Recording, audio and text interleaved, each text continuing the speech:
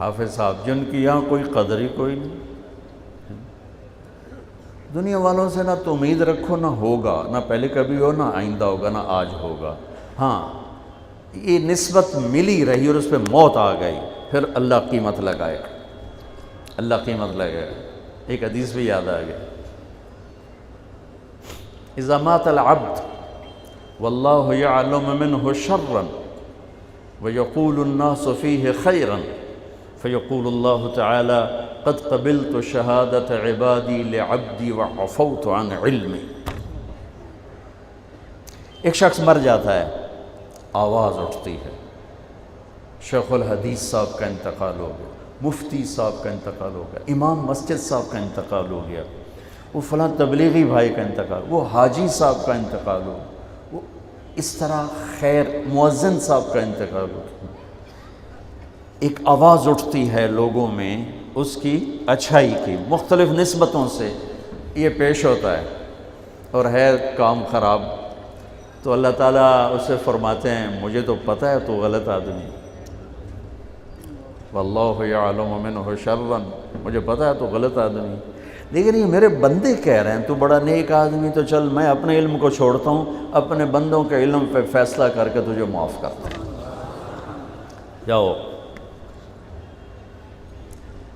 یحییٰ بن اکثم کا انتقال ہوا تو وہ خواب میں کسی کو ملے، مامون دور کے بغداد کے مفتی اعظم. انہوں نے پوچھا کیا ہوا؟ کہ اللہ نے سامنے کھڑا کر کے فرمایا یا شیخ السوء فعلت کذا، یا شیخ السوء فعلت کذا. ارے نافرمان بوڑھے کیا کیا کر کے آئے ہو میرے پاس. علم کی کیا شان ہے، سبحان اللہ.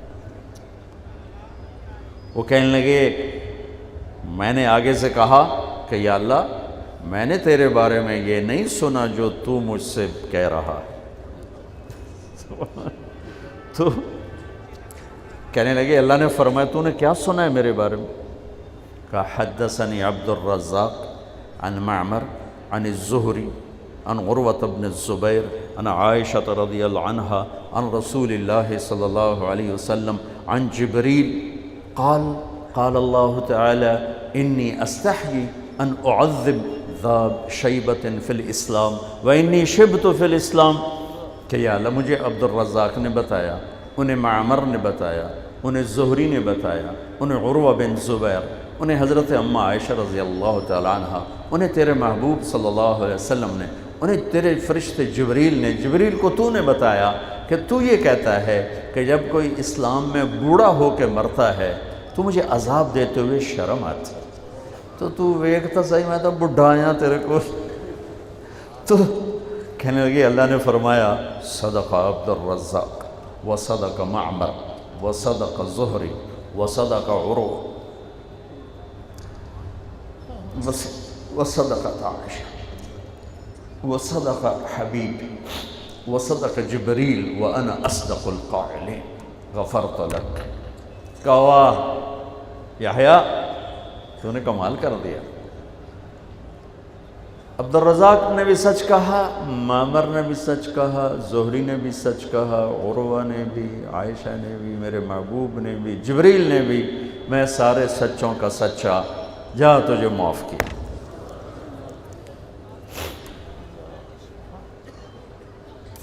اعلان ہوگا این الفقہاء، قیامت کے دن اعلان ہوگا این الفقہاء. لوگوں سے امید نہ رکھو، اللہ پہ امید رکھو. اور میں کسی عقیدت کی وجہ سے نہیں، پوری دنیا پھر کے بتا رہا ہوں کہ قربانی کے لحاظ سے بر صغیر کے علماء کا ثانی کوئی نہیں.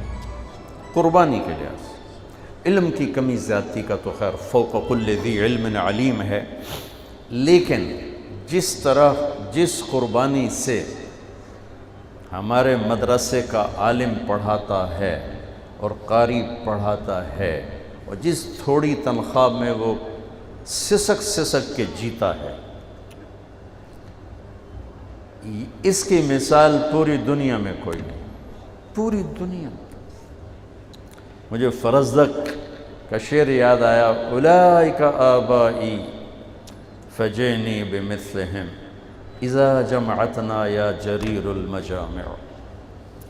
اور تھوڑے سے ترمیم کے ساتھ، فرزدق کی روح سے معذرت کے ساتھ، ان بچوں کو دیکھ کے میں شعر میں تبدیلی کر رہا ہوں، اولئک ابنائی فجئنی بمثلہم اذا جمعتنا یا جریر المجامع۔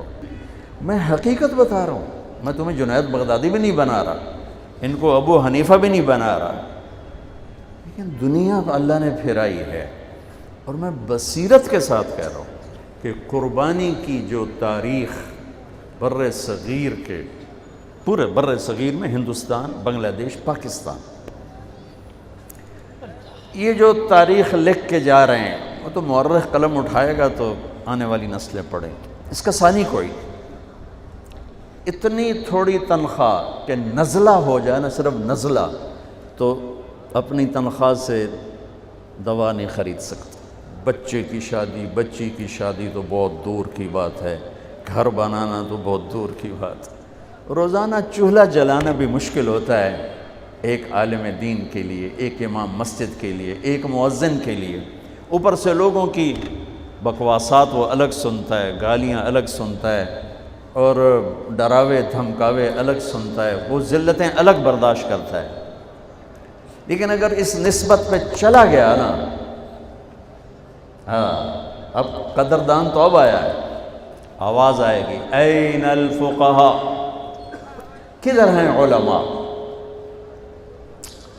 اس میں تو ساری امتوں کے علماء کھڑے ہوں گے، پیچھے سے لے کر اس امت سب کھڑے ہوں گے۔ دو اعلان اور ہوں گے جو صرف اسی امت کے لیے ہیں، این الائمہ، مساجد کے امام کہاں ہیں؟ امام کسی امت کے پاس نہیں تھے نماز کے، چونکہ ان کی نماز باجماعت نہیں تھی، فرادہ، تلاوت نہیں۔ یہاں تلاوت ہے، مسجد ہے، نماز باجماعت ہے، تو این الائمہ، امام مسجد کہاں ہے؟ تیسرا اعلان ہوگا، این المؤذنون، اذان دینے والے کہاں ہیں؟ ایک اور حدیث سنو، ان المؤذن لا یدود فی قبرہ، مؤذن کو قبر کا کیڑا ہاتھ نہیں لگاتا، مؤذن کو قبر کا کیڑا ہاتھ نہیں لگاتا۔ اطول اعناقا، قیامت کے دن سب سے اونچے مقام پر سب سے پہلے ابراہیم علیہ السلام کو کپڑے پہنائے جائیں، پھر ہمارے نبی کو، پھر انبیاء کو، اور چوتھے نمبر پر اذان دینے والوں۔